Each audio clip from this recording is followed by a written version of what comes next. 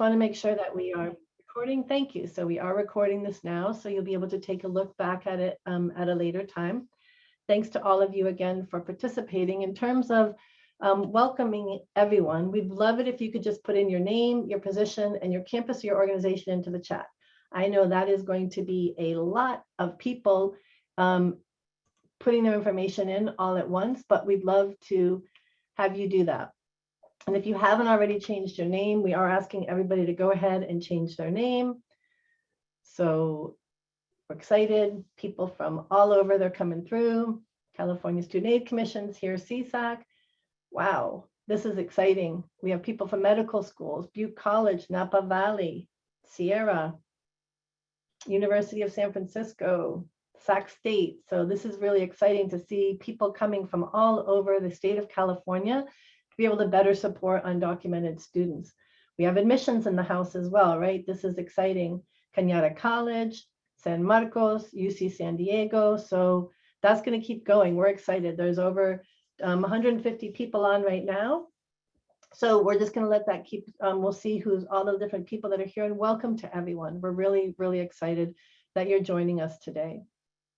And so I will just want to give a little bit of an overview while everybody else is still introducing themselves. I see that lots of people are coming in from different parts of the state. We're going to just do this introduction and welcome.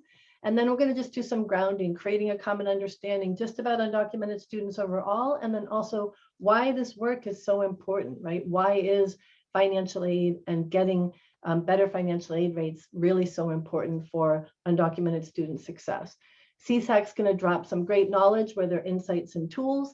And then around 11 o'clock, not specifically at 11, but right around there, we're going to be doing a short 5-minute break just for everyone to take a breath, take some of the information in, get some water.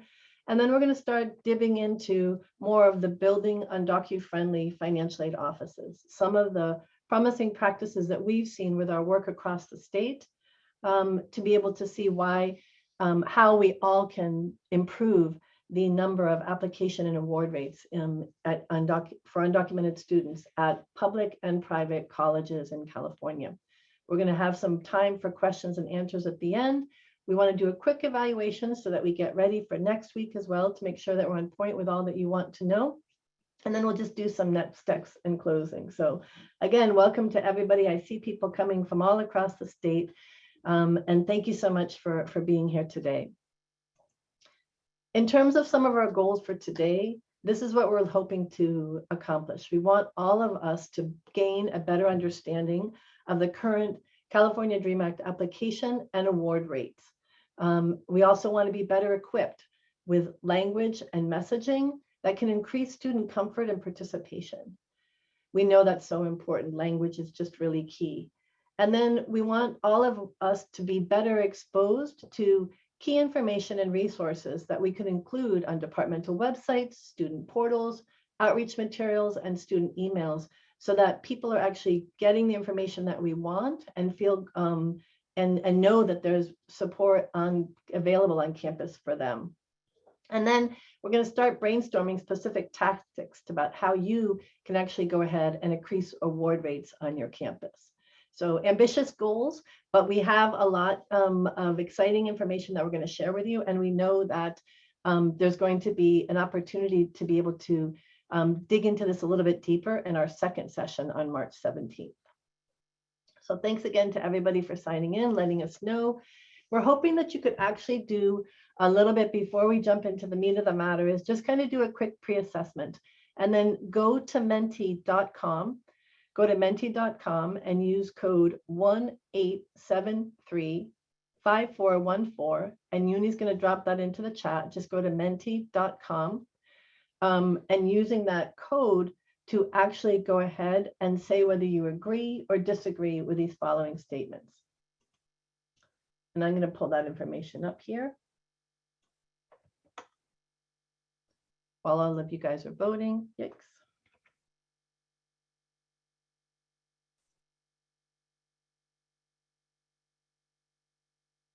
Stop my sharing for 1 sec. I'm going to pull up another.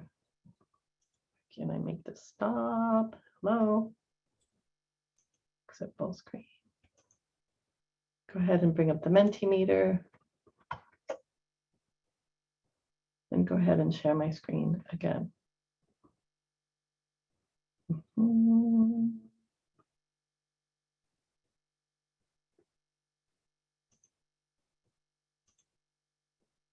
Great, so sharing that in terms of number of people that are voting, we only have about 38% people are voting. This is a 1 through 5 screen. So we're saying people kind of falling in the middle, right? Like I'm aware of and utilize resources to expand awareness of the California Dream Act, knowledgeable about application and award rates specifically for their campus, and that they have strategies to increase student comfort in completing all the steps. So it's great to see that people feel like they have some knowledge, and we also see that there's more that we all can do together to make sure that we are increasing those numbers, right? So that people more strongly agree and are more knowledgeable about their award rates, and they have better strategies to increase student comfort. See if we have a couple of more votes coming in. Yeah, so that's great. We have about 96 more people that have voted. So great, thanks for everyone. It seems like the most is that they're aware of and utilize resources. We hope to share a few more resources with you today, and that there's some strategies to increase student comfort. But we're definitely going to be helping you more in terms of this area about being knowledgeable about the application and award rates. So thanks everybody for participating. I'll jump to see if there's just one more number of people that have jumped in. And we're coming around the middle, right? We are getting a little bit more on each, but we're excited to see. Thanks for taking part of that pre-assessment with us today. And at this point, I'm going to share, I'm going to pass it over to my colleague, Madeline Villanueva, who'll introduce herself and then take us through the next steps. Yeah, thank you so much, Nancy. I'm really glad to see a large number of people here today. I'll wait until Nancy kind of settles the PowerPoint, but a quick introduction of myself. As Nancy mentioned, I'm the Catalyst Fund Specialist with Immigrants Rising. So I work with a lot of different campuses across the state to help them strengthen their undocumented student support. And I also am currently a DACA recipient right now, and was an undocumented student right when I went through undergrad, and really benefited from different things like California Dream Act. I was fortunate enough to be going to school right when it passed. But I know that I had to navigate a lot of the applying and getting my aid all on my own, because at that point, a lot of the educators I came across were not very knowledgeable on it. And so I know things have changed a lot now, and I know there is a lot of interest from practitioners serving undocumented students to be better equipped. So really hoping, and I know that folks here who signed up, right, are excited to do that today, and that we can activate like more allies on our campus to serve our undocumented students. And so I'm gonna start us off to just create like a common understanding so that everybody in this Zoom room kind of has the same ideas and understanding as we move forward with the training. So I'm gonna have us go to the next slide. And so just to quickly define what we mean when we talk about undocumented students, right? Because I think that term like encompasses a lot of different things, and want to make sure that we all have the same understanding when we're talking about that in our presentation moving forward. But we do have this chart that was created by us at Immigrants Rising to kind of pull out all the different categories that make up what an undocumented immigrant is. And so the first one, I think, is what most folks think about, which is immigrants who enter through a border without any inspection. That's like, I think, the most common idea when it comes to undocumented immigrants, but it also includes those who maybe entered with a specific visa, had a legal status when they came to this country, but ended up overstaying that visa and falling out of status. And also those who were privileged enough to qualify for the Deferred Action for Childhood Arrivals, or DACA, and also are in the process of currently legalizing. So there's also many immigrants who are kind of like without status while they're waiting to adjust their status. And all undocumented immigrants really are vulnerable immigrants. So when we think about like big social or political changes like the pandemic or changes in administration, they are often impacted by those different things. And so when we talk about undocumented students in this presentation, we also want folks to remember that they make up a lot of these different immigration or legal identities that is made up in this graph. In the next slide.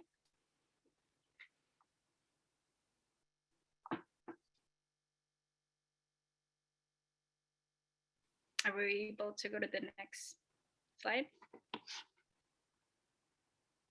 I'm at the undocumented students graduating. Oh, yes. Okay. I'm sorry. I think I'm having a little internet troubles, but yes. So also wanted to let folks know that there is a lot of undocumented high school seniors graduating across the country. I think this most recent number from 2019 says that about 98,000 graduate from high school every year, which I think this number has grown a lot over the last couple of years. It was thought to be 65,000 for 17 years. And the important thing to remember about this generation of high school seniors who are graduating, undocumented high school seniors who are graduating, is that most of them no longer have access to DACA because of the different court decisions and legal challenges that have happened in the last couple of years, which means that they might be facing a little bit more insecurity as folks who don't have access to work authorization after in their youth or even after they graduate from college. And then there's a lot of undocumented folks here in California, and so almost 1/3 of this number is actually coming from California. And so I think that also kind of highlights the responsibility of institutions here in California to make sure that these folks are aware of the different options they have once it comes to college. We'll go to the next slide. And so this again also just kind of highlights the number of undocumented population here in California. We do have about 3 million here. And out of that 3 million, about 400,000 is between 16 and 24. So that's college age folks, but only about 92,000 are actually enrolled in college. And if we go to the next one for that, I think it should tell us the percentage of college age undocumented youth that are actually attending campus here in California. And so I think that again speaks to the number of like how little, right? How little undocumented folks who may be eligible for college are actually pursuing it. We can go to the next slide. Oh, this one, and then I think these next couple of things just kind of break it down for a specific county, but we don't need to look at that one right now. And then I think something for folks to remember too is there is a really big diversity when it comes to the undocumented folks, and specifically for undocumented college students. This map from a 2015 UCLA study highlights all the different countries of origin that undocumented college students at the time come from.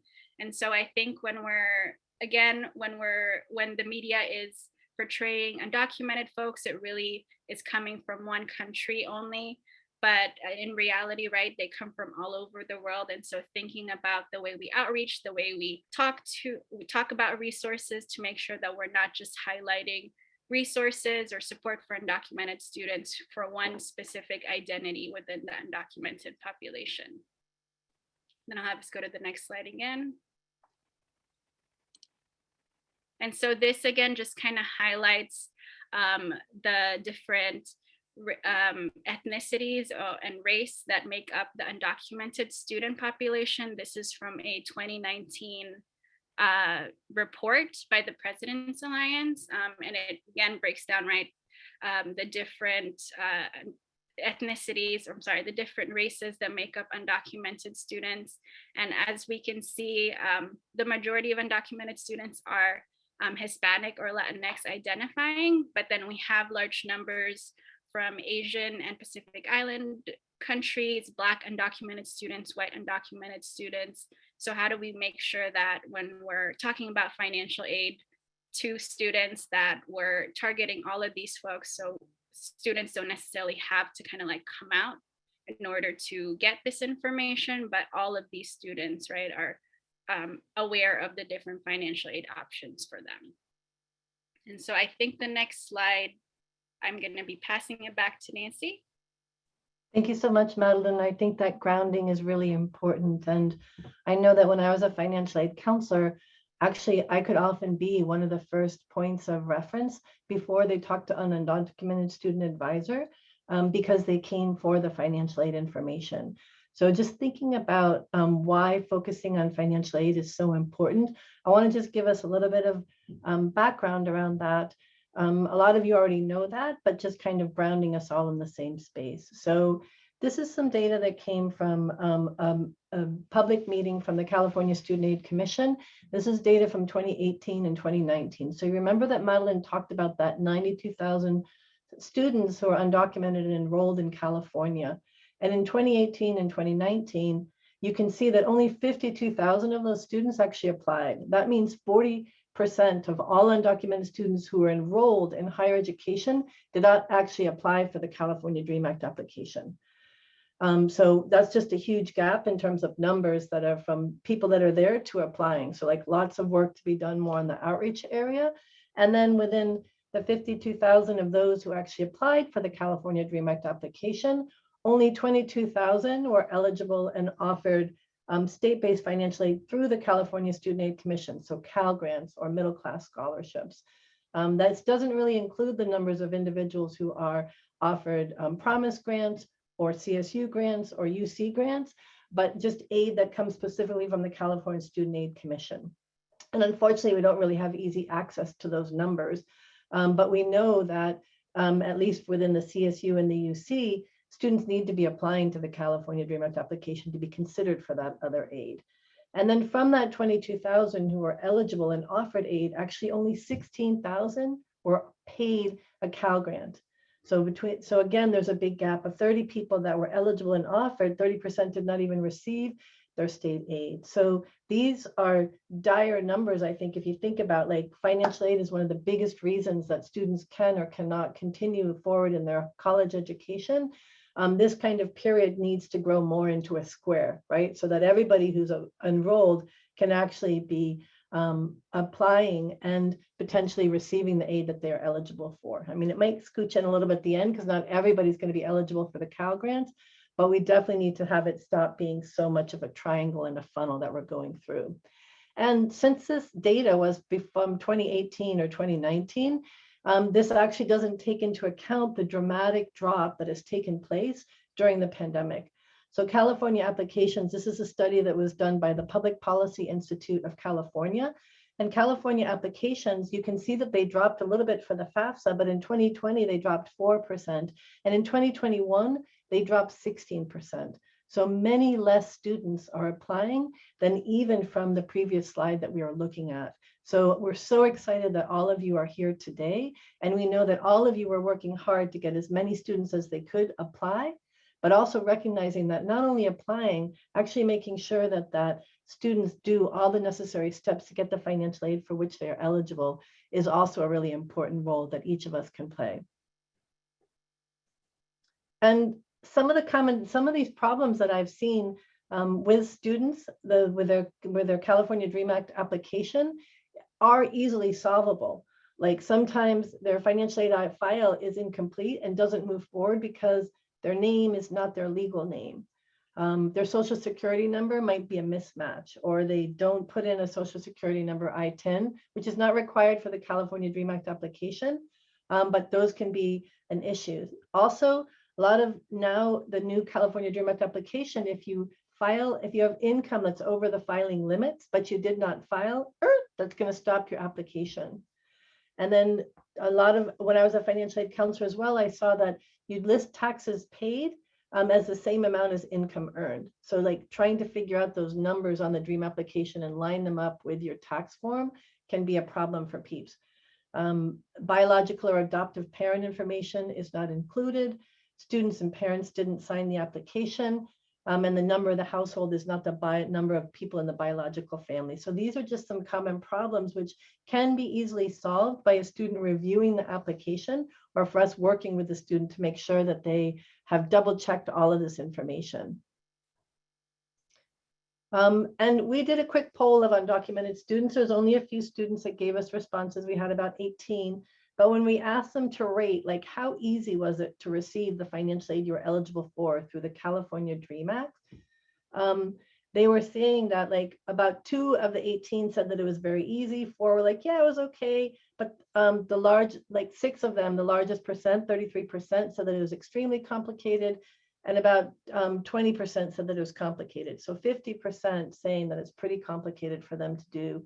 And when we asked them a little bit more detail on that, they, like we asked the question, as a undocumented student, what has your experience been with a financial aid office? There was a range, right? Some were like, they're very helpful, they're very knowledgeable, and they helped me fill out the DREAM application. Another said, it's been complicated knowing where and how specifically to get information in situations like mine. And then the last person, or another person that we spoke to said, I didn't get the right information from the main office of financial aid and admissions. And my conclusion is that they should be educated in order to help us. So I definitely think that there's a wide spectrum for all of you that are here today.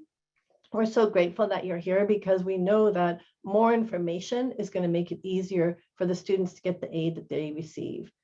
And when the other question that we asked is the suggestions that they had for financial aid to make the process easier, you can see from what the comments are: get educated, get informed, be mindful, be kind, provide workshops for all of your workers. We know that it's important for some definitely to have a point person, and we'll talk about that more, but everybody should have the same information, right? So that you don't need to talk to Teresa on Tuesday at 3 o'clock, but everybody can give general information. And then saying, I wish financial aid was easier to obtain. Financial aid staff should be more informed about how to help undocumented students. And then the last one, just saying, financial aid's complicated enough. As undocumented students, it's even more confusing. And I see Melissa saying, like, these are good questions to serve by our students at our respective campus. Totally agree, right? It would be really great to launch a broader survey. And I know that CSAC has been doing some good research themselves to get, and they might be able to share a little bit more about those pieces, but how can we ask these questions more on our campus to have a better understanding of what's what? And then just thinking about the powerful role of financial aid counselors. I really do think that financial aid counselors have superpowers. Students listed that paying for college is the #1 challenge undocumented students are facing, and recognizing that it's really hard for undocumented students to come out. So financial aid counselors can really play a make it or break it role. And so their attitude, their knowledge, their willingness to help really goes a long way. And I think that it's important, even if you know information, like how does your department know that information, and recognize that there really is a statewide lack of awareness. So while you might have good information, maybe the student didn't get good information from their high school or community college or their friends. So how can we just, strengthen that role of the financial aid counselor? And for those, and I know as a financial aid counselor for myself, and now even today, there's many things that I don't know. I know a lot of things, but there's a lot that I don't know. And what I really think that's most important for all of us to try to say is, I don't know, but let's find out together. For those of you that know me, I've created a lot of educational resources for undocumented students and for educators, and those all come from the questions that I get. And so then we need to find the answers to the questions to move forward on those pieces. So yay for financial aid counselors, yay for all of the peeps that are here trying to support the role of financial aid counselors, and let's see how we can work together to make this, to even strengthen the superpowers that financial aid counselors have. And I'm going to pass it over now to Javier. Javier works for the Institutional Support Unit at the California Student Aid Commission, and we're so excited that you'll be sharing information with us today. Thank you, Javier, for taking time out of your busy schedule to share. I'm going to stop sharing my screen, and we'll just pin you and hear the exciting things that you have to share with us today. Good morning, everyone. Just want to make sure that the mic is working good. Everyone can hear me? Yes. Okay. Is the screen, or can you guys see the PowerPoint on the screen there? I cannot. Can anybody else? Okay, now we're starting to see.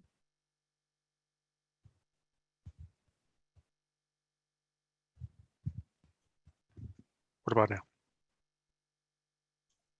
I can Yeah, now, you yes. forgive Javi. We've only been doing Zoom for 2 years, so we're still figuring it out.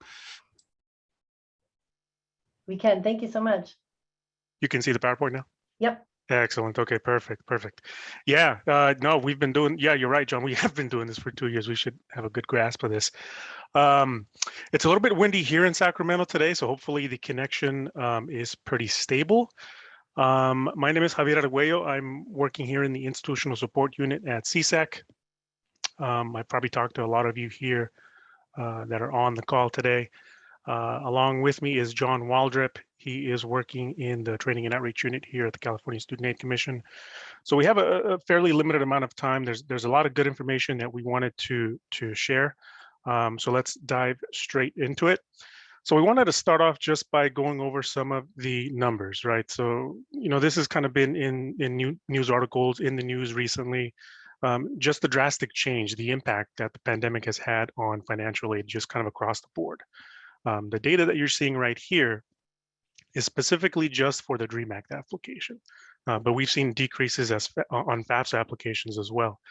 So the main points for the data that we wanted to share is that total submissions as of the March 2nd deadline are down compared to previous years, right? And that has been the case for the Dream Act application for year after year, especially since the pandemic has started.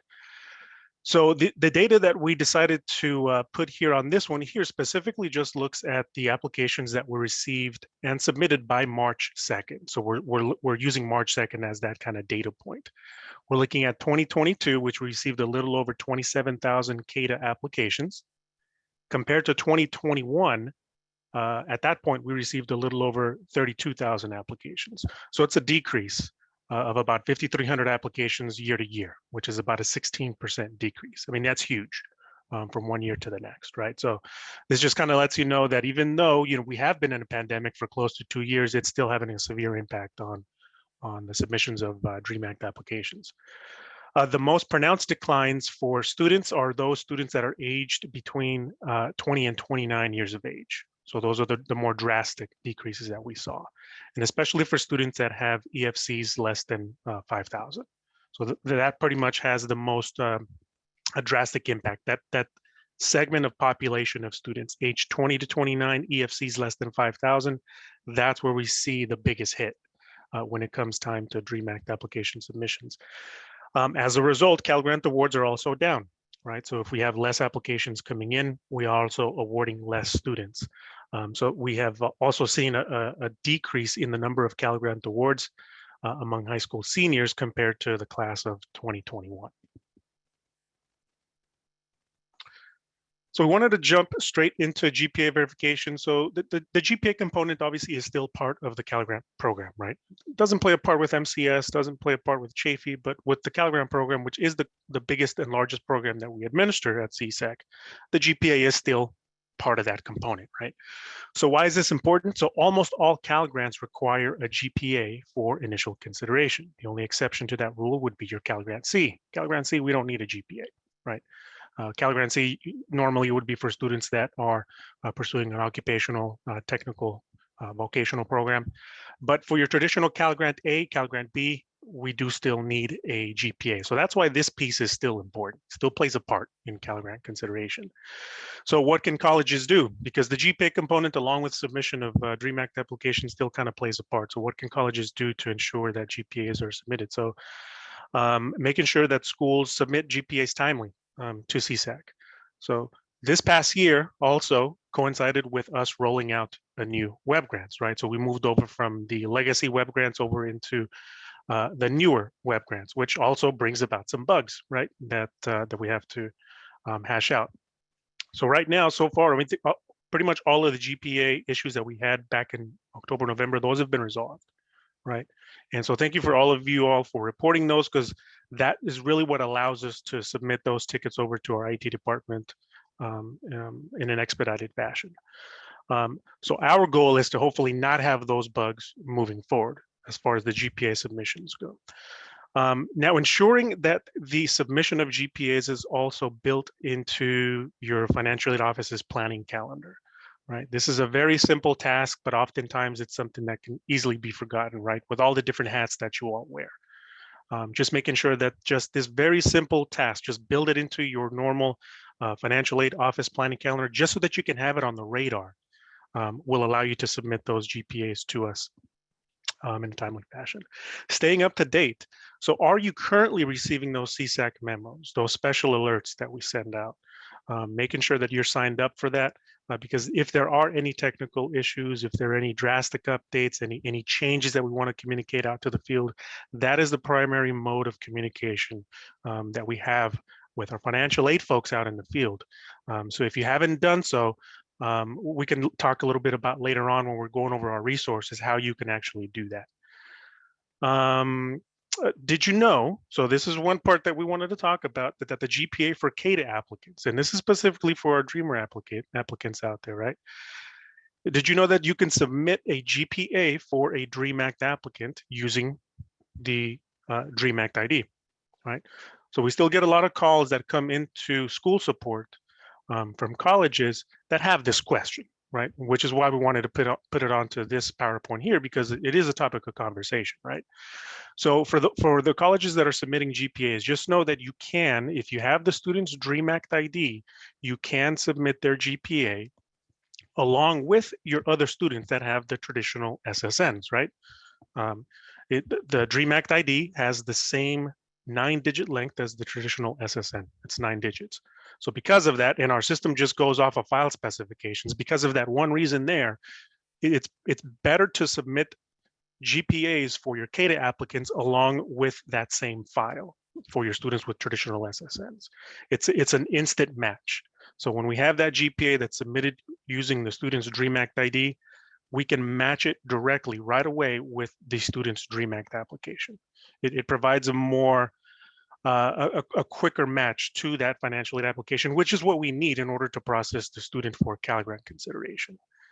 Okay, and if you need assistance with finding the student's Dream Act ID, we do provide it on the Cal ISER file, specifically in positions 2 through 10. So that's where you'll find the student's Dream Act ID. Now, a little bit about the financial aid application postponement, right? So essentially what this is California Education Code allows CSAC to grant an additional 30 calendar days beyond our traditional state filing deadline. So in most years, it's going to be March 2nd.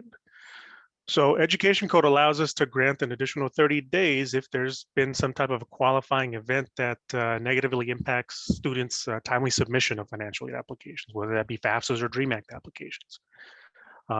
We have some examples of what a qualifying event is. It can be a natural disaster, which is what happened a few years ago when we had the wildfires up in Northern California, right? So that area was just completely devastated. So all the schools there applied for a postponement of that. A state of emergency, if it's declared by the governor or the president of the United States, a labor action. For this particular year, 22-23, the qualifying event continues to be the COVID-19 pandemic, much like it was last year when we first offered a 30-day postponement. This is the second consecutive year that we are offering this postponement. We received 169 postponement requests across the state, right? The good news is that was a good enough number to essentially allow our commissioners during last night's commission meeting to move forward with granting that postponement. Okay, so with the number of postponement requests that we received, it pretty much covered the entire state of California. It wasn't just one specific region. We received postponements from every corner of the state. So because of that, this postponement is granted statewide. So we're applying it for the entire state of California. We are planning to send out a special alert sometime today. Probably it might have already been sent out right now, but we do plan on sending a special alert today, letting folks know of this update. Okay. Now, what this postponement does with the additional 30 calendar days, it allows us to postpone the state deadline till April 1st of 2022. So schools have, now a little under 30 calendar days, and students have a little under 30 calendar days to still submit an application, whether that be a FAFSA or Dream Act application, and it would still be considered on time, right? And I wanted to add this specific piece here in parentheses, that this on-time application really only is for students that don't have a Cal Grant award. These are students who are competing and are being considered for a Cal Grant award. These are students that don't currently have one. Renewal students, on the other hand, if they already have a Cal Grant this year, if they're a renewal student for 22-23, renewal students can submit a Dream Act or FAFSA application at any particular time. Renewal students are not bound by the state deadline. This one here is specifically for new students who currently do not have a Cal Grant award. And that's really what the on-time part in regards to the postponement is. It really only applies to new students who currently don't have a Cal Grant award. And I wanted to finish out the presentation by this. I mean, this in and of itself really requires pretty much a whole hour, really, of training, because this is a very important tool that you can add to your toolbox. So I wanted to talk a little bit about the award status extract procedure. So what is this, right? So it's a two-step process. It pretty much requires the college to submit an enrollment file and a school change file. Right. And so essentially what this is that this procedure allows schools to identify any of their enrolled students by way of that enrollment file who are not currently on the Cal Grant roster. Right. So this allows you to have more of an accurate representation of any Cal Grant awardees that are attending your specific institution. So having a more accurate roster allows you to customize your rosters, allows you to identify those students that still need to get paid a Cal Grant award to hopefully, and the goal is really for this, is to hopefully increase that paid rate at your school. So how is it completed? So schools start off by submitting an enrollment file via Web Grants. We have a specific place in Web Grants where you'll submit this. It's in Web Grants, you click on File Upload, and then within that file upload screen, you will see an option that says Award Status Extract. You'll want to upload that enrollment file there, because that is pretty much what's going to allow our system to then produce two files over the weekend. So we'll produce two different files. One of them will be for students that have a Cal Grant award that are awarded, and the other one will be the students that are not awarded a Cal Grant.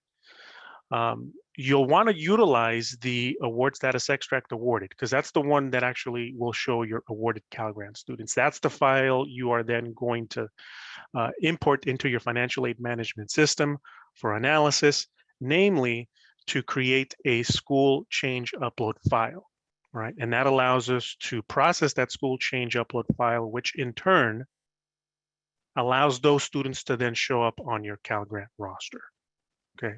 So it's a multiple step process, right? So it starts off with an enrollment file, and then you're going to use that award status extracted awarded file to import it into your FAMs and then create a school change upload file. And through that, we will place students onto your roster. So the takeaways for the award status extract procedure is it's a very useful but very underutilized tool. I know we have a YouTube video that we just put out a few months ago. I just went on it yesterday to kind of take a look at it. We only have like 52 hits on it, right? So there's not a whole lot of people that maybe even know about the award status extract procedure. It is something that we are trying to communicate more anytime we're out in the field, anytime we're doing regional trainings. This is kind of one of those tools that we like to highlight. Again, it ensures that you have the most accurate Cal Grant roster for your school. This can be run anytime, right? You can run this award status extract at any particular time in the year. Ideally, a good time to start running it would be at the start of your term, right? Also a few months prior to year-end reconciliation. And that's just to capture any students that may have not been on your roster for the entire AY. You can do this a few months prior to year-end recon, just to make sure that you're pretty much paying all your students. And really, anytime that CSAC makes any new awards, whether it be competitive recycles, whether it be new E3s that we're awarding, anytime that we're making new awards, you'll want to run this tool. And which is why you also want to register for our CSAC listserv, our updates, because anytime we're making any renewals, we're making new awards. If you get that notification that we've made, this would be a good time to then start running your award status extract procedure. Okay. And again, the goal of all of this tool really is to help increase your Cal Grant paid rates. And just to finish off, just some additional information, because I know this was just a quick review of the award status extract procedure. You can find specific information on this procedure in Web Grants. If you log into Web Grants, if you click under the Help tab, you'll find file specifications and user guides, not only for the award status extract procedure, but also for the school change upload file. That YouTube video that I mentioned is posted on our training videos webpage. So if you wanted to take a little bit more in-depth, take a look at the award status extract procedure YouTube video that we have posted as well.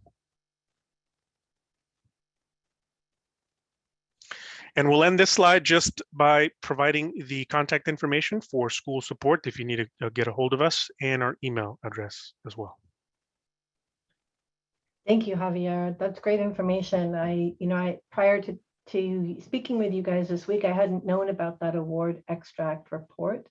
So definitely wondering if people could just put in the poll, are they aware of that? Is that something that they're already using at their school?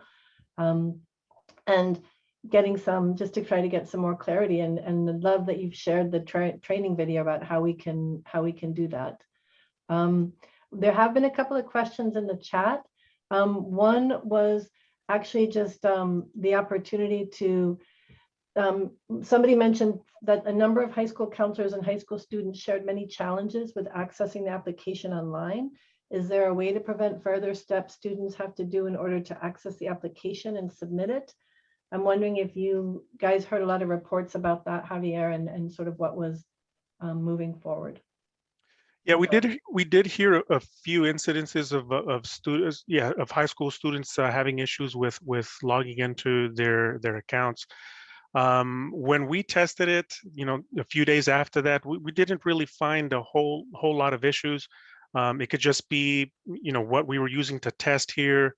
So we would just need to gather additional information from the kiddos. So the best thing to do, because again, if it does require a ticket for us to open up, continue to report those to us. Probably not via email. If it's something urgent, definitely give us a call and we can take a look at it. Thank you.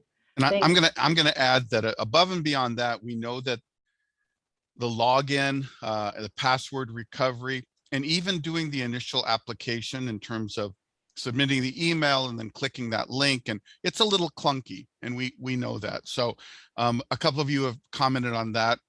We realize it's not as intuitive as it should be, and we had some minor issues with that, and I think that's something that they're working on as well. Thank you, John. I also know that when we were helping some students file, and this was on March 1st, that it would freeze and it wouldn't save the application.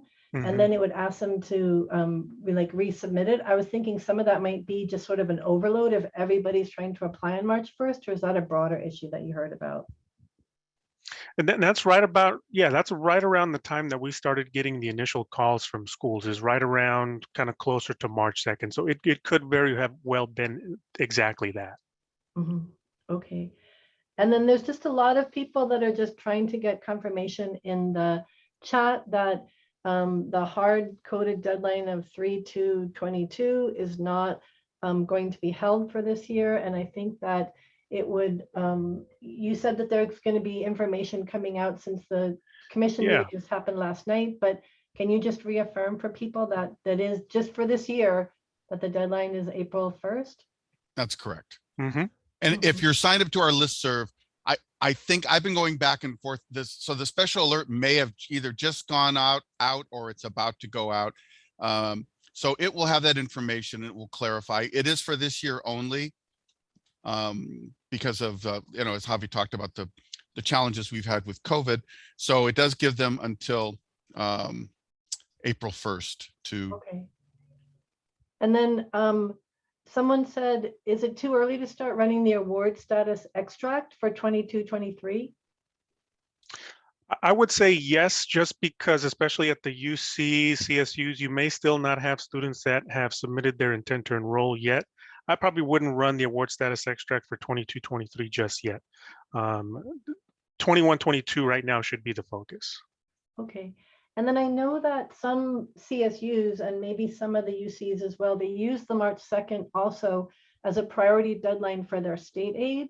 Are you guys in communication with them so that they will be using both, or is that that's just each system decides that on their own? Yeah, that particular part for education code is just particular to CSAC. Just to CSAC. Okay, great. And then there was just another question, and John, you might be talking about this later with the resources, but just confirming that selective service registration confirmation is no longer needed either for the FAFSA or for the California Dream Act, just moving forward. Is that true? That's true for, yes, that's true for financial aid purposes. Bear in mind that the federal government still says male students between 18 and 25 should register for selective service. However, and this is a really big deal with Dreamers or undocumented students, because it was they had to do the paper application and mail it in. And many times if they were chosen for verification, that wasn't done yet. So they would roll up the first term or semester and they couldn't get paid because they couldn't verify that they had done that. So it's a big deal. So that's accurate. That's great. Thank you. Any other questions? Someone saying, how can we request a regional or departmental training? I know that CSAC does a lot of great trainings, and where can people find out about that on your website? I know a guy who knows a guy.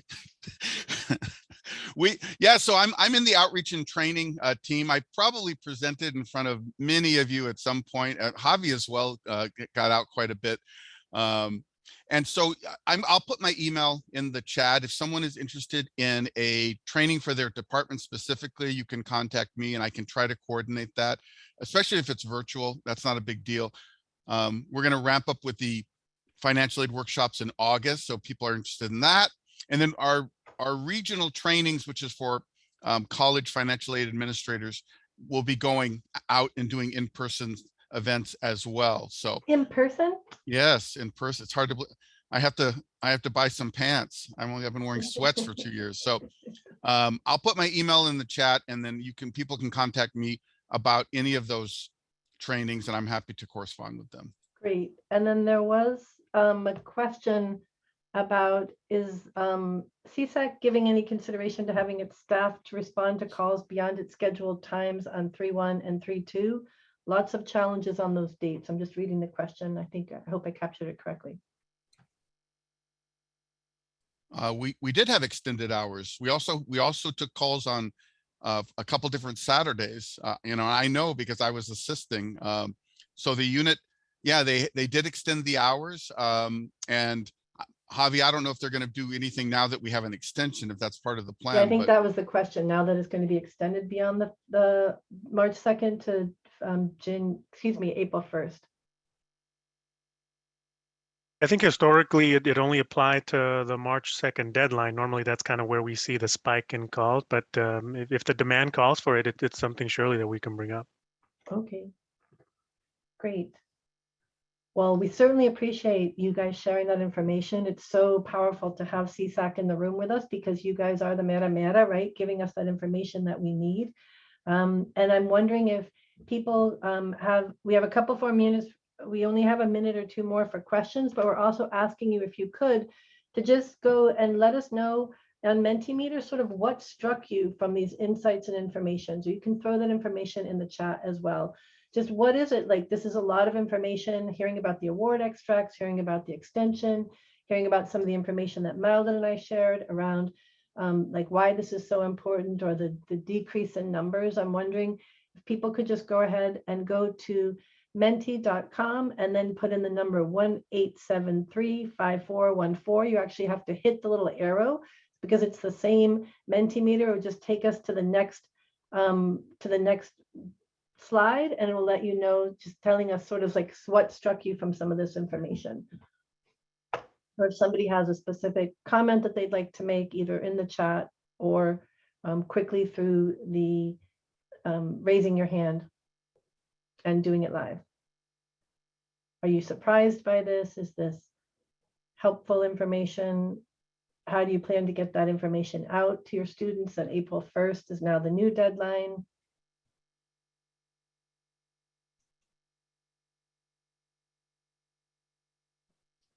So I'll start sharing my screen so that you can see some of the things that people are sharing with us so far. Just definitely, Madeline, can you see the proper screen? Just in terms of what struck you, talking about the amount of awards, the amount of students that miss out on awards, right? And the decrease in applications is really concerning. So how can we sort of build together and do better outreach? And definitely super excited about the extension date. And people also really excited about the extract roster process, right? Not knowing that that was something that was available. And even as a Cal Grant coordinator, I'm glad to learn of the reports to ensure that more students are awarded. More people are just kind of helpful to know about the new deadline. And then really just kind of comparing, right, that number of students who are receiving an aid compared to the number of people who are actually enrolled. Yeah, it's a lot of information. Confirmation that the deadline was extended is super helpful. Yeah, and how can we actually work on helping students miss out on possible aid just because they didn't apply for the Dream Act application? And then just really thinking about if there's 32,000 students and there's 52 before, that's a dramatic drop compared to previous years. And then even more striking the disparity in terms of how many students are getting awarded. So somebody said that they're still confused about the March 2nd deadline, was told that the March 2nd deadline doesn't technically apply to Dreamers anymore. John, could you just clarify that, please? The March 2nd deadline absolutely applies to our undocumented student population. So the March 2nd deadline for us is the priority deadline. Now, because we have some other programs that incorporate the September 2nd deadline, for example, the new program at the community colleges for Cal Grants, which is a huge deal, by the way, then yeah, so that September 2nd deadline is out there, but we don't tell people, we'll wait till September 2nd, because that's not accurate. For entitlement students, especially these kiddos coming out of high school or anyone who's never had a Cal Grant before, March 2nd is really, really important. That remains the deadline. That hasn't changed. Thank you. Really, really important to see. And then I like someone saying, I think our campus needs to increase the high school outreach to Dreamer students to a smooth transition to our school. We'll be sending out to students who haven't applied and doing an Instagram post. I would also expand that too, so that we make sure that we're thinking about students who are in non-credit classes, students who are in adult schools, students who are in continuation high schools, as well as high schools as well, right? So when thinking about feeders, thinking about the multiple ways in which students get to come to our colleges or universities. And just checking to see a few more pieces, a few more comments that we've gotten. Thank you, everyone. So yeah, the decrease in applications and COVID really hard for a lot of students. I've been live chatting my colleagues and everybody's excited about the extension date. So you heard it right here on the California Dream Act Bootcamp first. And I definitely hope that you're signing up for that information from CSAC directly. I get all of those updates and it's really important for us to see. So definitely also thanks so much. People are excited about the amount of support available from Immigrants Rising and the California Student Aid Commission. So what struck me is that other colleges are experiencing glitches with the California Dream Act application and telephone. CSAC, please help with this on your end. So I know you guys are already working on that, but just hearing from some of our peeps today that there are still some issues in terms of trying to get into the application. So John, could you just go over quickly about that? I know how you can now use your CSAC login for migrants info is the same login for your California Dream Act application. Yeah, sure. So one of the cool things that we did to make up for some of the not so cool things that we continue to have problems with, but when a student is filling out the Dream Act application for the first time, they are also creating the same login and password information for their web grants for students. That means that they don't have to do one and then have it be a completely separate process for the other one. It's going to use exactly the same login. So I think that will simplify the process for them. Okay, thanks so much. And then someone's just asking about the renewal for students. It's the deadline the same. I didn't quite catch that. What I understood you to say, John, is that once a student has actually been awarded a Cal Grant, even if they miss the March 2nd deadline, they still can have their Cal Grant renewed. Is that true? Yeah, so if you have a Cal Grant already, you do need to do a either a FAFSA or a Dream Act application every year to update the information, but you're not tied to a deadline. We recommend that you do it sooner rather than later, but literally you could do it, even right before school started, and you'd be fine. Okay, but we're definitely encouraging people, don't wait. Don't Get wait. that March 2nd going, and we'll see what we can, see how we can make sure that more people are applying and getting all financial aid for which they're eligible. Because sometimes if you are renewing for a Cal grant, but you actually maybe then need to get information, you need to get a state grant instead, schools might be holding to a different deadline than CSAC is. So better to just get that information to come in. So great. Someone saying, did you state that the login info for the Dream application is the same as web grants? Yes, that's new this year, correct? Yes, that is correct. So when you complete the Dream Act application, you are creating the same de facto login information and password for the web grants for students. And if you had one before, John, I know maybe you said this, but if I already had my Dream application and I had a CSAC web grants for students login, is the one, like, who's going to win? Like, am I just going to use my Dream Act and when I get to the My Grants login? So most people are finding that they have to reset their password when they go in. That has been one of the clunky parts of the system. In theory, they should be able to log into their web grants, but most people are finding when they log in, they're being asked to reset their password. Their password. Okay. And then I have one more question, I know, and then we're about to go on break, but someone was asking, Martha was asking, has anyone heard if high school students will be required in their future to complete the FAFSA or Dream as a graduation requirement? So I did hear about AB540, which is a bill that the All In for Financial Aid Coalition helped to move forward, which is actually saying that there will be a requirement that students do fill out their FAFSA or Dream application as part of their graduation. Now, if you didn't fill it out, you'd still be able to graduate, but what they're trying to do is incorporate it so that students, as part of the school process, have to fill out their application. And my understanding, John, maybe, or Javier, you can help us with this too, but is that they're working out the details now about how they can, what are the procedures for that? How will they ensure that student data protection and safety is required? But do you have any updates about that? So what's going to happen is that CSAC will be providing some really specific language around that. We'll also provide an opt-out form, a universal opt-out form, in the event that students say we're not doing an application, for whatever reason. The thing about this law, it's not like, for example, Louisiana. Louisiana did this and they made it a graduation requirement. You absolutely had to, and they, their completion rate went up 25 or 30%. So that it was crazy. This is a law that says, hey, do your best to have students complete a financial aid application. It's not a hard mandate. It doesn't have a lot of teeth because, honestly, the state's not going to, there are no repercussions from the state if you don't do it. But what we think is going to happen is that, schools and districts are very competitive, and we're going to make those numbers available to everyone. And I think, yeah, and I think, we don't want to shame anybody about, where they're at, but if, that kind of knowledge is really important. So we're going to have a lot more updated information ongoing from the CDE, and we're going to provide that information about where everybody's at. Okay, great. And people can get that if they sign up for your web grant emails, and we'll be providing that information later.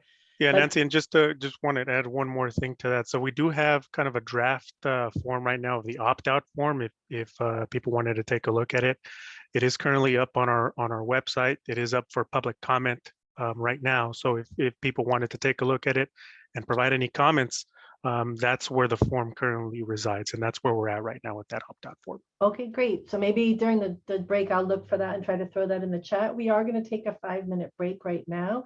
Just give everybody a quick 5 minutes to be able to stretch, get some water, do what they need to do. And that means that we will be coming back at 11:10. And we're so excited. I want to just give another great round of applause, virtual applause or lo que sea, for John and for Javier for making the time to be with us today. You'll be hearing a little bit more from them later today as well. So thank you so much. We'll be back in about 5 minutes.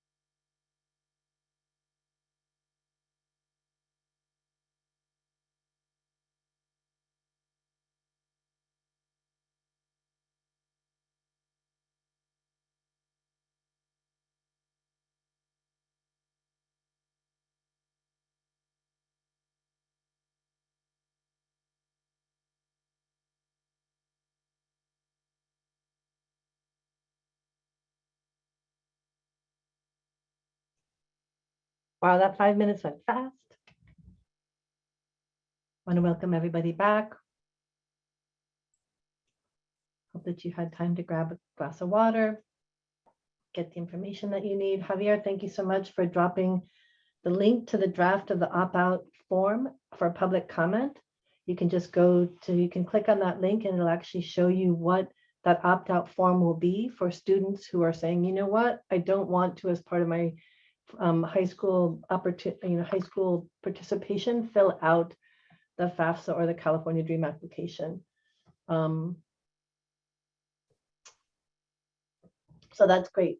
Thank you so much, Javier, for sharing that. And we'll be sharing more information as will CSAC moving forward about this AB540, which made this new law come into place. So right now, we're going to go on and really just start talking about, so that was a great grounding, right? Like we're talking about undocumented students, why the role of financial aid counselors are so important, why undocumented student and financial aid counselors, you really need to make a friend in financial aid if you haven't already. We're excited to see that today that there are a number of undocumented student and financial aid individuals coming from the same school, admissions as well. But if you haven't today, if you're a financial aid counselor and your undocumented student peeps aren't here or vice versa, we hope that you connect with them to share this information moving forward. And we will be sharing the PowerPoints and the recording moving forward. So talking now, we're going to be just thinking about this building undocu-friendly financial aid offices, and three main areas that we're going to be talking about today. We're going to be doing a part 2 of this, of course, and dig into this a lot deeper in the next session, which will be on March 17th. But today we're going to focus on language, resources, and websites, feeling like this is really the foundational work that we're all need to get grounded in. So I do think that language is really everything. As a financial aid counselor for many years, I know that there, different people have different styles. Different people, some people just answer questions that haven't even been asked. Others wait to just they answer the exact question that's there. I like this bullhorn where it's sort of like, this is information that's going out to say to everybody that there is information available for undocumented students, and irregardless of the school that you're going to.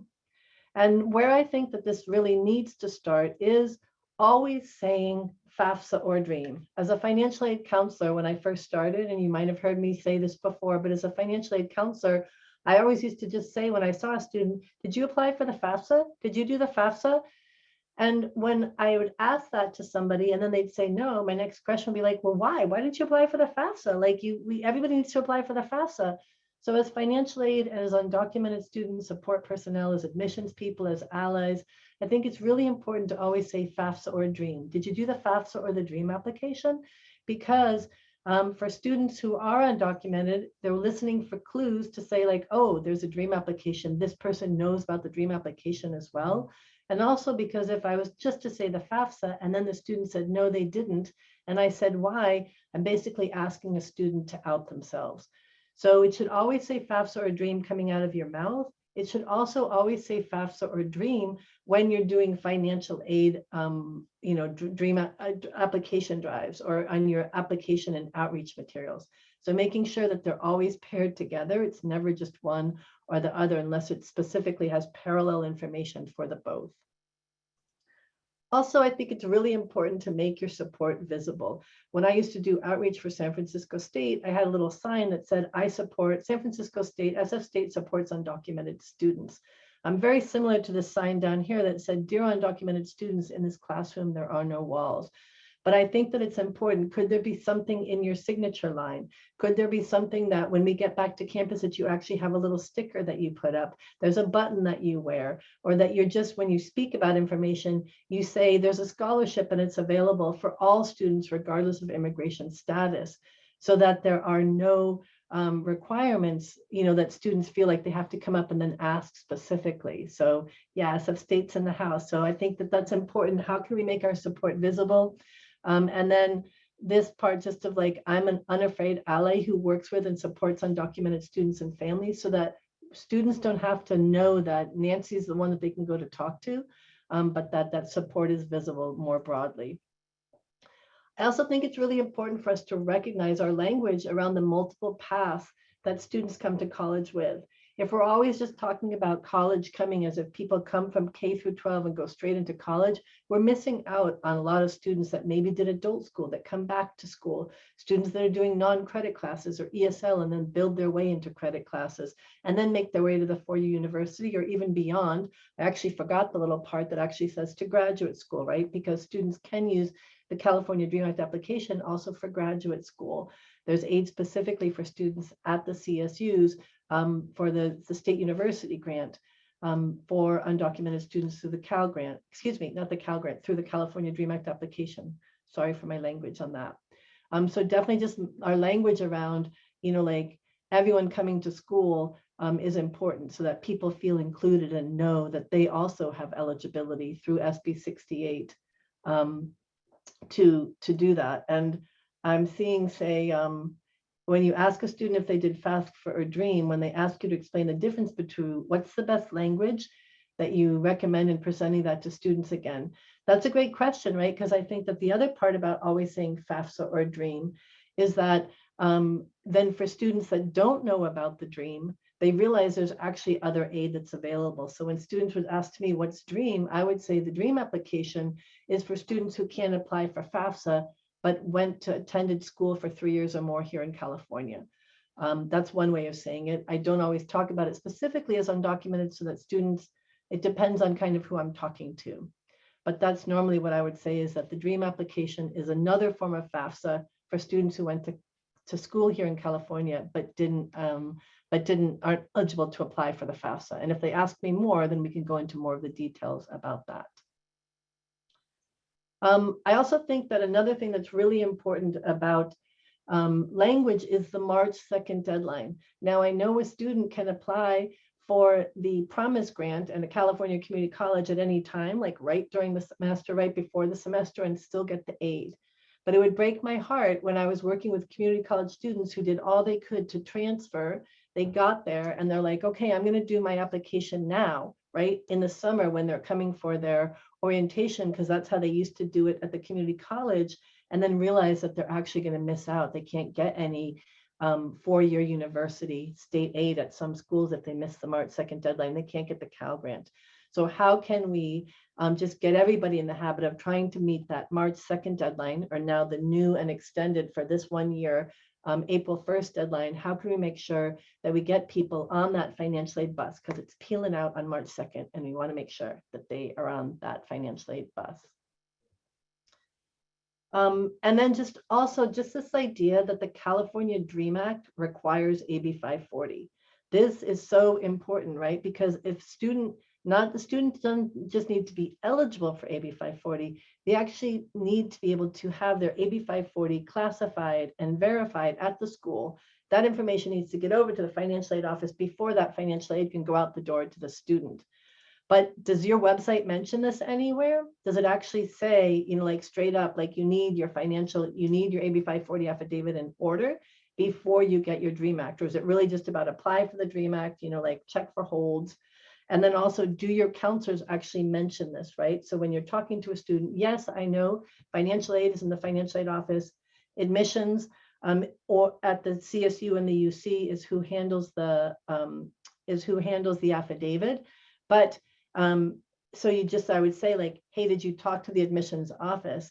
I don't see that you're classified yet as an AB540 student. That needs to be in place before you can actually get your aid. I think those are really important information that we need to share. And then the other part is just resources for students. So I think that those are important things to be thinking about in terms of our language, and then also making sure that we have resources that are available that can help students make sure that they get the information that they need. There is a question about what happens if students don't get a Cal grant right out of high school, when and how do they apply again? So John, can I just throw that over to you? Sure. So students who graduate from high school actually have a 2-year window of opportunity to be considered what's called entitlement. Entitlement, if you don't know, basically means that if you meet the requirements for the award, you get the award.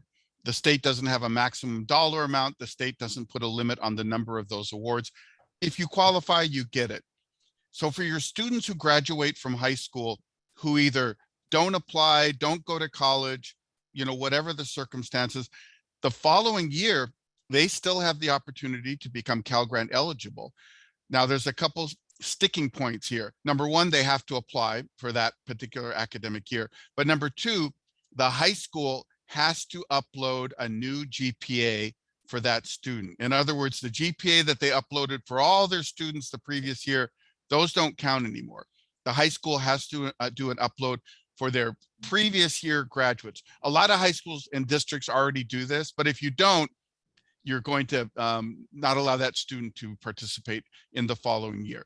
So that's one way. And then of course, with this new program at the community colleges with the September 2nd deadline, you know, that may be applicable to some of those students who don't get a Cal Grant right out of high school. Yeah, so that they could still go for it. They could either do it that second year coming out of high school, so that they'd be a freshman and or their first year out of high school. And then the other opportunity would be to get a community college September 2nd grant. And then the third would be if and when they transfer, they could get that community college transfer grant as well, right? Yeah, there's a couple different ways they can go.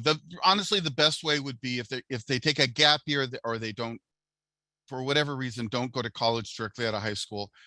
They reapply again for the following academic year. They have to ensure that their high school has uploaded a GPA for them. And then that application will match with that GPA and they'll process through just like they would have their senior year. Okay, great. So in terms of some of the different resources that are available that for students, I'm going to talk a little bit about some of the resources that Immigrants Rising has, and then John's going to talk a little bit more about some of the resources that the California Student Aid Commission has. And I do see a question that came up quickly while we're still on that GPA information. Does a student need to tell the high school to resubmit the GPA? So if you haven't gotten it your first year and you said those GPAs are gone, it's actually the student's responsibility to go back to the high school and get that GPA, right? Well, like I said, fortunately, most high schools, we really preach this when we go out and we do our financial aid workshops, primarily for high school counselors. But most schools now, or I don't know, maybe Javi knows the number, but are automatically uploading both for their current senior class and their previous senior class. Oh, and then cool. it's a done deal. Unfortunately, some schools don't, both public and private. So it's really sort of incumbent upon the student to go to that high school and say, hey, I need, you know, sometimes they take that paper form. We prefer it to be electronic every year. It's easier. But yeah, the student really needs to make sure that the high school has done that or will do that. Okay, thank you so much. Great. So in terms of some of the resources that are available, somebody was asking previously, right? Like, what do you tell the student if you say FAFSA or DREAM and they're like, hey, what's the DREAM?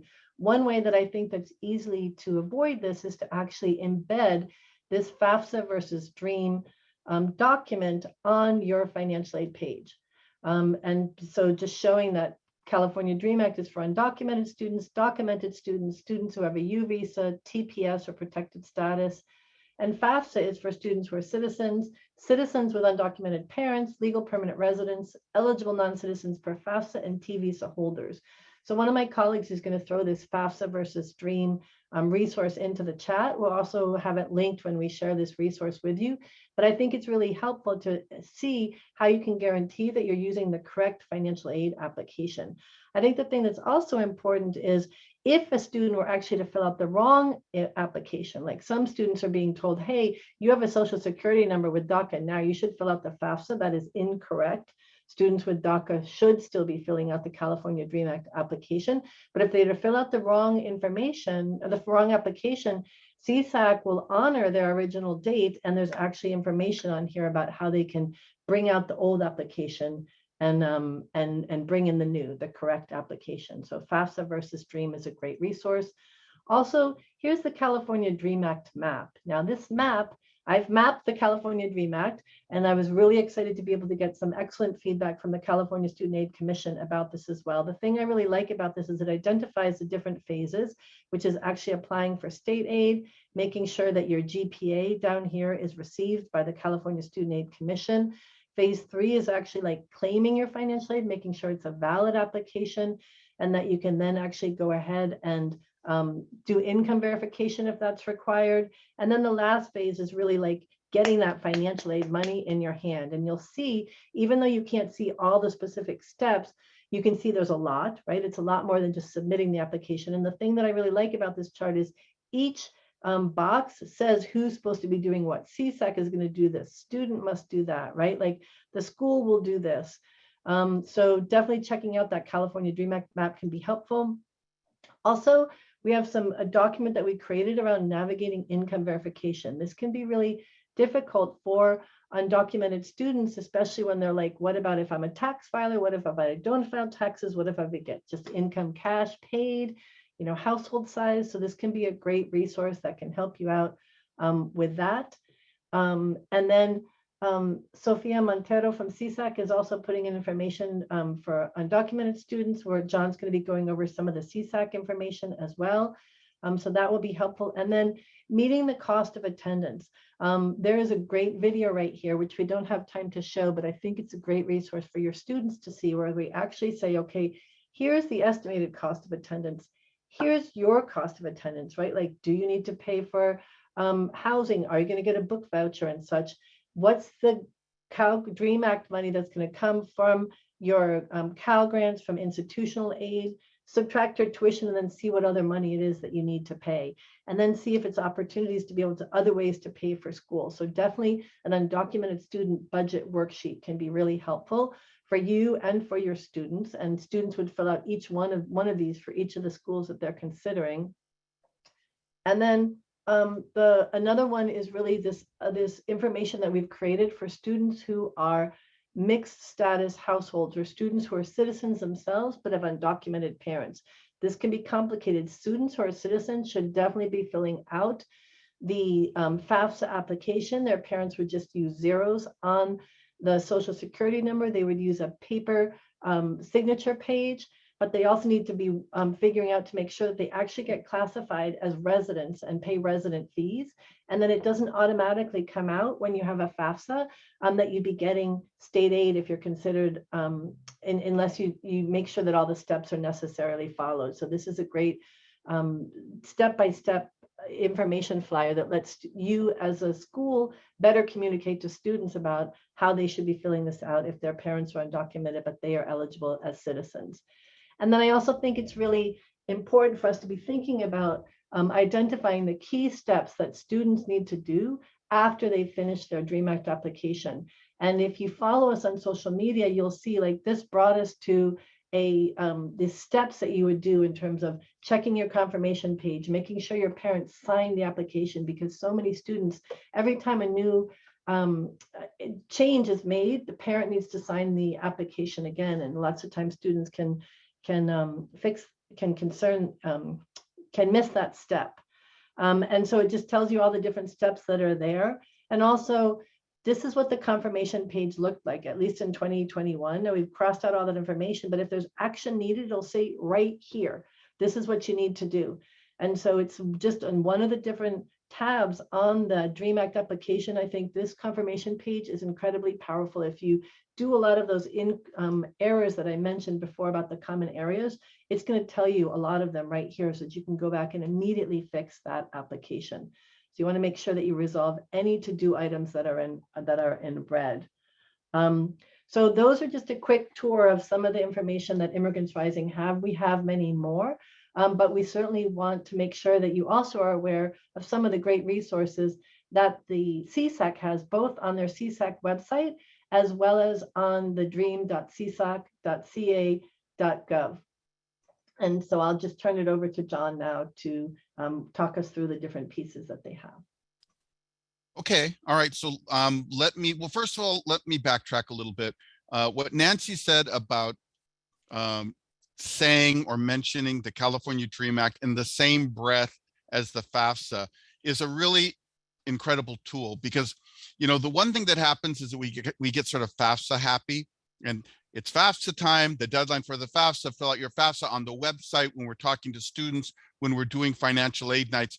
And what that does is it stigmatizes the California Dream Act application. It makes it seem like this weird thing. And in fact, it's not. So I encourage people very early on, you know, if you say the word FAFSA, that the very next word out of your mouth is Dream or California Dream Act application, like Pavlov's dogs, right? Ding, ding, ding, ding, ding. Just, it's a knee-jerk reaction. Did anyone get that reference? So I think it's really, really important in any of your communications. And that way, when you're talking to students, you go, hey, California has 2 applications. They both do essentially the same thing. You know, you're either eligible to do this or eligible to do that. And that's the deal. So I started, every time I've done a gazillion outreach events, and I always say that, and people say, John, we've heard you 8 times, you keep saying it, knock it off, but I don't. All right, so let me just give you a couple things. All right, can you guys see that screen? All right, so this is the, you know, we updated the Dream Act application. I'm not going to go into it. I will tell you that we have a Dream Act line by line resource that's done, and we're hoping it gets posted to our website today or tomorrow. If you email me, I can try to send it to you, but it'll be a YouTube type video, and it literally is line by line. So it's going to go through the entire application. It's long, but for those of you who need assistance, I think it'll be helpful. The other thing I wanted to point out, and just, you know, excuse me for doing this because I have a monitor over here, is on the application itself. You know, remember, this is where kids get hung up a little bit. First-time users are only people who have absolutely never done a Dream Act application. They're not logging back in. They're not fixing something. They didn't do the Dream Act application the previous year. So you want to make sure that, you know, only your brand new kiddos are filling out the application from the start button. Everyone else does the login, and then we have the submit button here for parents who didn't sign the application, maybe right at the end when they had the opportunity. They come back later. They can go in here. It's a lot easier than the FSA ID, I can tell you that. All right, let me just show you one thing. We have this link. It might be really difficult to see because it's tiny. Information and resources. And when you open this link, there's a lot of things in here that I think are really useful. First of all, we have a couple forms, right? If a student makes a mistake on their application with either their name or their date of birth, only CSAC can correct that. That's the one thing the student can't go back in and correct. So we have that form here. We also have you know, we also have the parent signature form. If for any reason the parent can't sign electronically, much better if they do. And the other thing that we have is we have the paper applications both in English and Spanish.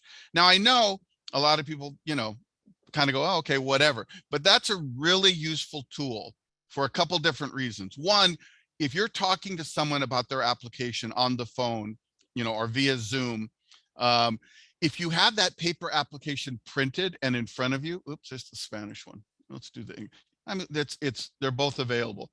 But if you have this thing available when you're talking to the students, it has the entire, you know, application right there. It's easy to say, oh, where are you? What part of the application are you on? You know, let me go there. Question number, you know, 26. Ah, okay. So this is talking about, you know, information about your high school. You can follow along and it's really easy. I even recommend that you put these on your website because we have a Spanish version as well. And for students and their families who might be struggling with the application, which is only available in English online, at the very least, they have resources with this Spanish printed page. And it might make it easier for them, you know, that if they do this. So you might notice that someone pointed out it doesn't match exactly the same. I think it's pretty close. Maybe we need to update it, Javi, right? I don't know. Do we need to update it with the latest change? No, it's updated. Yeah, all the updates are there. Oh, okay. So I think it matches, or very nearly matches, because I don't think we've made any changes to the order of the questions or the number of the questions. So these are both very, very useful. hand them out to your students, print a copy for yourself, have that available. It just makes life so much easier. The other thing I'm just going to show you, the last thing on here is the, where is it? Oh, right here. Common issues. This is really good for you guys, right? Because this is a list of, 99% of the time, this is the problem that we're encountering. So we have the common issues and how to resolve them. I think that makes it easy. Okay, so I wanted to go over that information with you. Wow, look at this screen. It's great. This is the special alert that has gone out or will go out. And then let me just reiterate. I'll pop this back up. Let me just reiterate the Ab540 affidavit. This is a huge sticking point for students. And I'll tell you why, because students have no idea that this exists. They don't know what it is. They've never heard of it. They have no clue. Oh, by the way, if you don't have that on file, right, and we select you for verification, or even if we select everyone for verification, you're not going to get paid. You have to have that particular document on file at your college of attendance. And it's a little bit of a challenge, right? Because students don't know what this is. And you're asking them, hey, we need to do this form. You've been awarded, you have this, and they don't do it.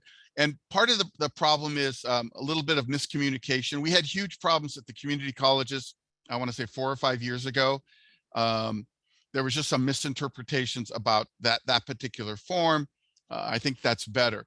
But we want to make sure very early on that we're telling students, hey, oh, by the way, there's this thing, it exists, you need to sign it.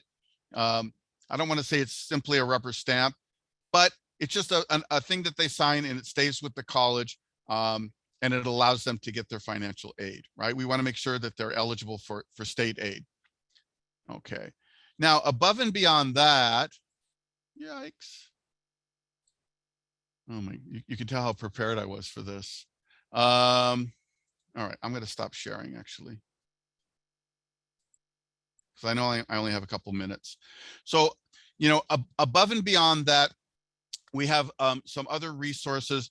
And like we talked about previously, we can make ourselves available to you if you need some additional training around the Dream Act application, right? So if your counselors have some questions, we have almost another, 20 days. If you want to put together any kind of financial aid event, we can be there for that as well. So Nancy, that's basically all I have unless someone has questions. Wow, that's a lot of information. Thank you so much, John. Those are some really great resources. I love that they are just so accessible for people to actually be able to look at, and reminded me about that common issues and how to resolve them. And just also love that piece about the applications, the paper applications, right? So that they can have to be settled. You just can kind of follow along. Spanish one you could give to the parents if they speak Spanish, so that they could fill that out, some of those questions out on their own, and would make that better. And definitely getting some love in the chat too. So someone's saying, does the Ab540 affidavit need to be done before the term begins? This is different for different schools. Some schools require them prior to starting the first day. Some of them want them to be turned in like right when the student applies. Other schools actually allow them to use them during the time, during out their semester. So I think it's important to just check with the different schools to make sure what their specific deadline is. And we do have a submitting the Ab540 affidavit resource, which I didn't put on, but that somebody can share in the chat, that will help you to get some of the answers to those questions. And I'm going to pass it along to my colleague, Madeline, who's actually going to talk to us a little bit more about some website information. So it's definitely really important to have resources. It's important to be thinking about your language, but websites definitely need to be up to date and accurate. And I see some questions coming in the chat. After we do this website portion, we'll have a little bit of time for Q&A. So we'll hope to try to get to as many of the questions as we can. So go ahead, Madeline. Yeah, thank you so much, Nancy. So I think in addition to all of the different things that both Nancy and John mentioned before, right? Sometimes students will just never get to a person, and the first place they're going to look for information is the internet. And so we also want to give some information on how to make sure that your websites are like accurately and effectively conveying information about the California Dream Act and the different requirements, right, to students. And a couple of years ago at this point, we did release this guide for strengthening your campus website for undocumented students. And we can put the link to this in the chat and share it with folks afterwards. But this guide kind of walks different institutions through the different, the essential components they need to have on important websites that undocumented students are visiting to get the information that they need to apply for financial aid, for instance. And so let's go to the next slide. And yeah, so as I mentioned before, most oftentimes students will never go to a person to get the information they need, right? And they will most often just look to the internet to find this information. And so it's also really important that, and with the pandemic happening and everything, right, there's more reliance on just finding all this information on websites. Folks are not, often we're not able to reach out to people. And so there's a lot of Googling involved to find information about the California Dream Act. And so it's important that our websites, not just undocumented student support websites or Dream Resource Center websites are updated, but also financial aid and even admissions website, because you never know where students are going to land on your school site. I think this also is undocumented students also may not be willing to be out about their status, or will maybe be shy about asking for specific support for undocumented students for many different reasons. And so they most likely will just also turn to the internet to find this information. And so having this information out in the different websites, especially in your financial aid web pages, will make sure that students are still accessing this information, regardless of whether or not they reveal their status.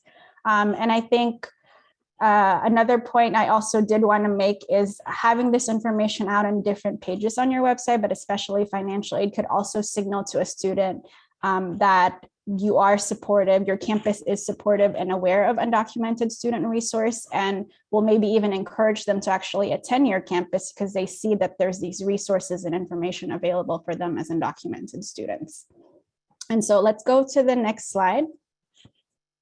And encourage folks to really look through the guide after this. There's a lot of information on there, but we do have a specific section for financial aid website, and we do list the different key and important elements that should go on your financial aid website to make sure that students are aware of and applying to the California Dream Act. Some of the key elements for sure is the definition, eligibility, benefits, and process for applying for the California Dream Act. So that does include the Ab540 eligibility, for example, and what that means, what Ab540 means for students, and the process of applying for that on their campus. Because I've heard from many students, and I'm sure you all know this too, there's a lot of confusion between Ab540 and California Dream Act. So it's good to delineate on your website that those are two separate things that need to be submitted separately.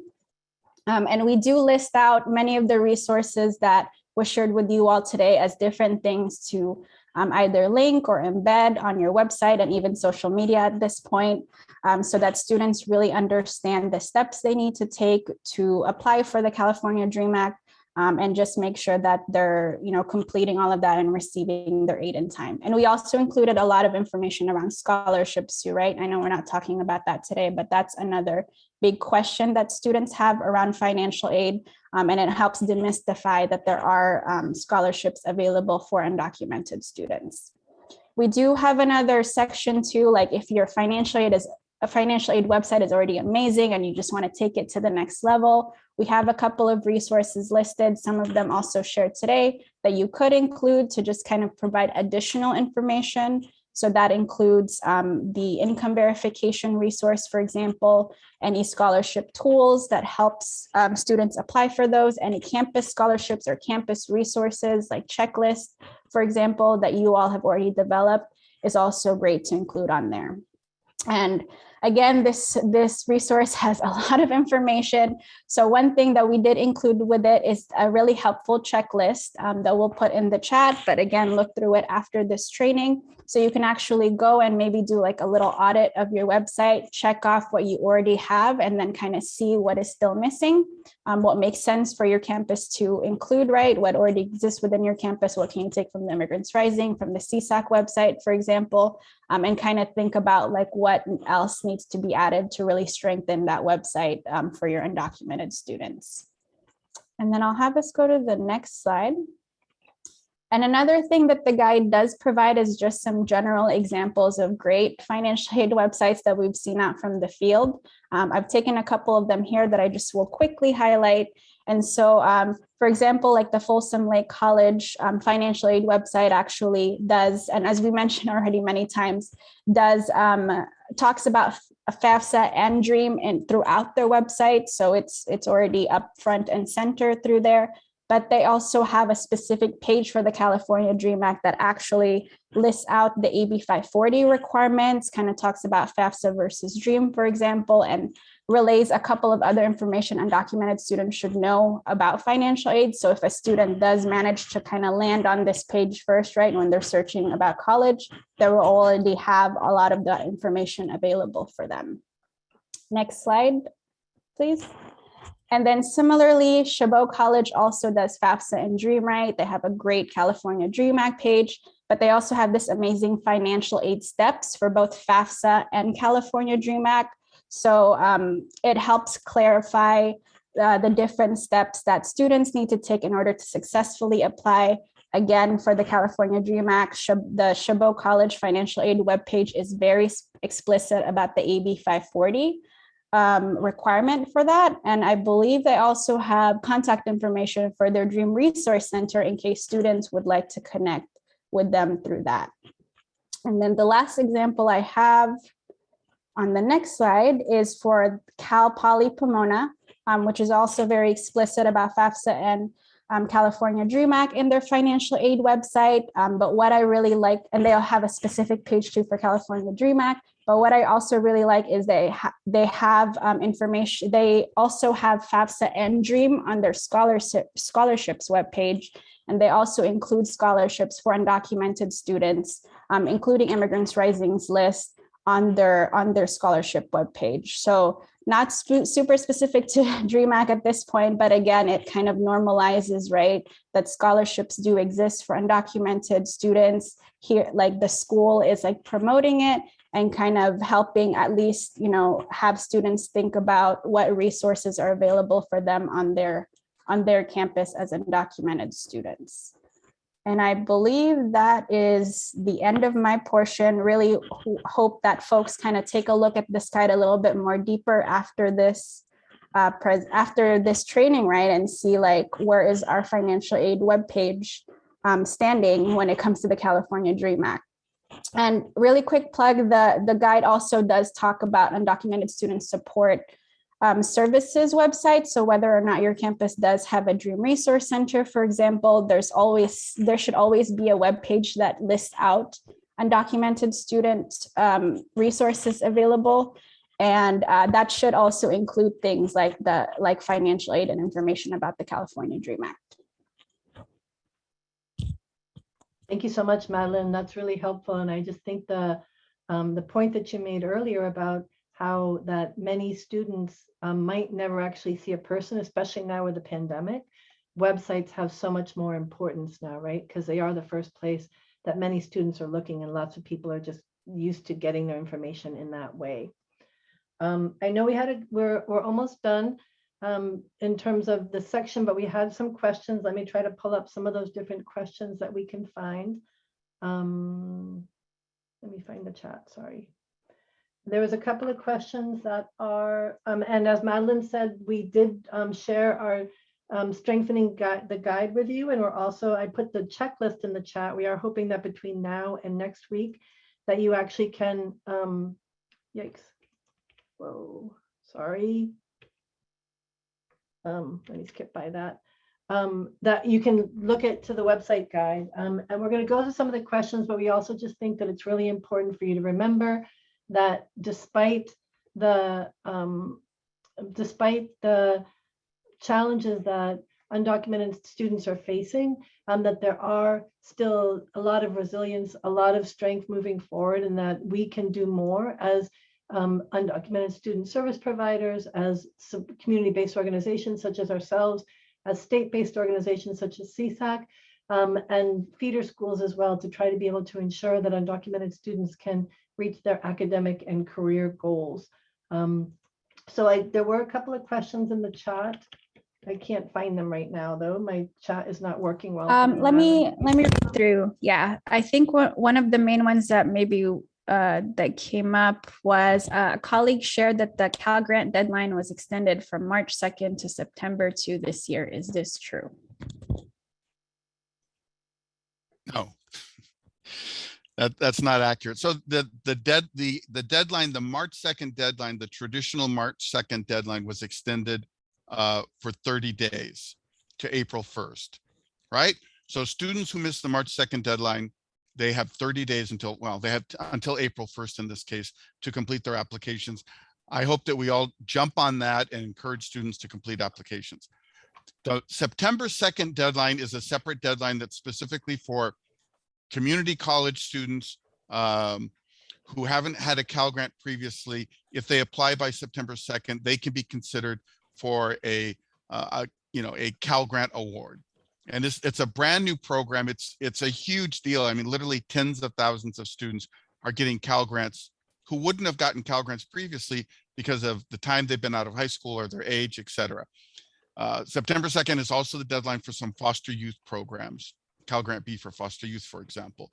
But the priority deadline has always been March 2nd. It still is March 2nd. However, this year specifically, we've extended that out until April 1st. So that'll be considered an on-time application if we get it prior to April 1st. And then I think just another question to clarify right now too, is AB 540 required for public and private schools? Yeah, so AB 540, in order to receive aid and be considered a California resident to receive California state aid, you have to meet the AB 540/SB 68 requirements. And what that means is, like Nancy said, before it was 3 years in a California high school. Now it's 3 years worth of credit in a California high school combined with elementary school or middle school, or with SB 68, you can also use up to 2 years at a community college, adult school as well, to make up that 3 years. So, those, if you look at it's a little convoluted. If you look at our website, we have more information. Yeah, and just to clarify that while AB 540 is not required for out-of-state tuition at private schools, right? Because private schools just have their own tuition. It is required for AB 540 affidavit to be on file and to meet the eligibility for the student to get the Cal Grant at those schools. Yeah, and we have templates in by and large schools. The public schools will have their own AB 540 non-resident form. For our private partners, we do have a template if they wanted to take a look at it, and it's also on our CSAC website as well. Great, thank you. Any other questions, Madeline? The last one. I know there's some specific questions here that maybe we'll save for the next time we come together, or please reach out to the CSAC folks to get more clarification. But just last one, does the GPA deadline also extend to April 1st? Not automatically. Yeah, this deadline really only applies for financial aid submissions. If a student doesn't have a GPA that was submitted by March 2nd, high schools or colleges can just contact us in school support. There is a late GPA appeal process that we can provide you more information on. But the April 1st extension really only applies to the actual financial aid application extension, FAFSAs or Dream Act applications. That's a good clarification. Yeah, thank you for that. So that's really important. So we're coming to the end of our time. I do want to thank everybody. We actually, before you go, we want to make sure that you fill out a short evaluation. That's going to just get thrown into the chat. We want to know how today's session was for you. We want to make sure, because we know all of you will be coming back next week. March 17th from 10 to 12, we're going to be digging even deeper into this. This was just really kind of laying some of the groundwork. So we're just going to give you a couple of minutes to fill that out. And afterwards, we're going to share contact information for John and for Javier. We're also want to let you know about a webinar that's coming up around how you can help increase access to AB540 and SB68 that's coming out on Tuesday. So while you're filling out that evaluation, I'm going to give you a minute or two.